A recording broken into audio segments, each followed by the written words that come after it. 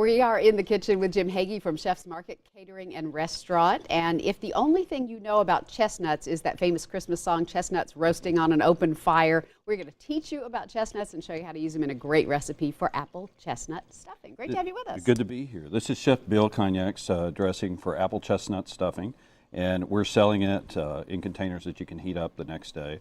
Or we have our cornbread stuffing and all our turkey and ham as well. But we wanted to share this. We thought this was so unique, we wanted to share this dressing with you. I'm interested in learning more about it because I'd never had a chestnut until about 5 minutes ago. Right, and I said dressing, but you know it's stuffing. Yeah, it's because it is more of a stuffing. So we start with a couple of sticks of butter. Okay. And then we're going to add to that 5 ribs of celery that's finely chopped, and we're going to saute that.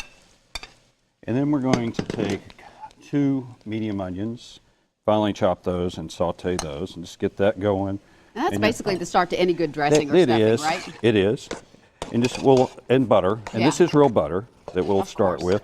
So I'm going to turn that up a little bit. But I wanted to talk about the chestnuts. Now, chestnuts are something in the South we're not as used to. You know, they look a little bit like pecans, but they're actually a little bit sweet. And you can find them in most grocery stores. We're selling them in boxes that are at the restaurant. But they really toast up very nice. You know, and I always think of that song, Chestnuts Roasting on an Open Fire. But these would go into, now this is 2 jars or 28 ounces of chestnuts. It seems like a lot. And you can find those at Chef's Market. You can find them at most grocery stores too. Most grocery stores, and they're either going to be in a jar or they'll be in a can. And you see how large they are, and they just break up really pretty easy. You know, they have the texture that reminds us in the South, we would think of this. The texture is a lot like a boiled peanut to me, but a little bit sweeter and a little bit more interesting flavor. So then to that, we're going to add a couple of apples, 3 green apples that have been diced.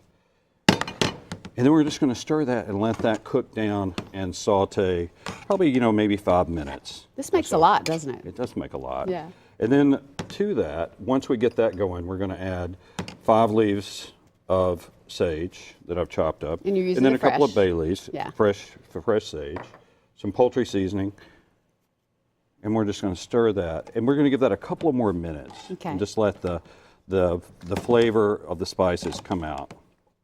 And so we'll just saute that. And then we're going to turn that up just a little bit. And to that, of course, you can make your own chicken broth, but this is... Not at this time of year. No. Oh, goodness. So this is 32 ounces of chicken broth. Now, we would bring this, add this last, and we're going to let this... It's going to take a minute to get out of there, but we would let this come to a boil. Okay. And we're going to, that's probably going to take maybe about 10 minutes, and let this all cook down. And you've got the savory, you got the sweet, all working in there. And then this is a traditional bread stuffing, It not is. a cornbread stuffing. No, you know, not a cornbread stuffing. So it's going to be a little bit flakier than your others. Now what we've done, and we did this the day before, is we've taken 2 loaves of bread, and then this is our 2 loaves, and God, it's amazing how much that is.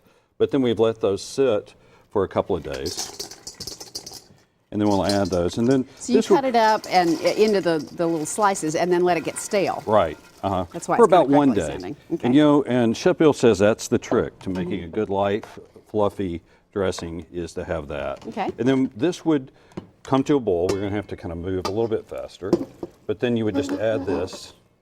And then the heat of this would just cook down, and it's going to make it to where these breadcrumbs are sort of nice and soft. So you'll stir all that up. That's going to go into this pan. How long are you going to bake? We're going to bake it for probably 25 minutes, 30 minutes at 350 degrees. And then, you know, you can make this a day ahead. And if you do that, you're going to put it in the refrigerator. But if you do put it in the refrigerator, what you want to do is probably bake it for an hour. Okay. It's going to come out cold and hot. Okay. And believe it or not, when this all is stirred up and when it's wet, it really all fits into this pan. It looks like it never would, but it will. I tried it a little bit earlier. It really is delicious. You can get this on the Chef's Market catering menu if you'd like to have them help you out with your Thanksgiving. They have lots of other great things as well. You can just pick it up there at the market. Thank you so much. It's always a pleasure. Thanks for having us. Love having you here. All right, this is recipe number 5269. It's online now in the Talk of the Town recipe section at newschannel5.com.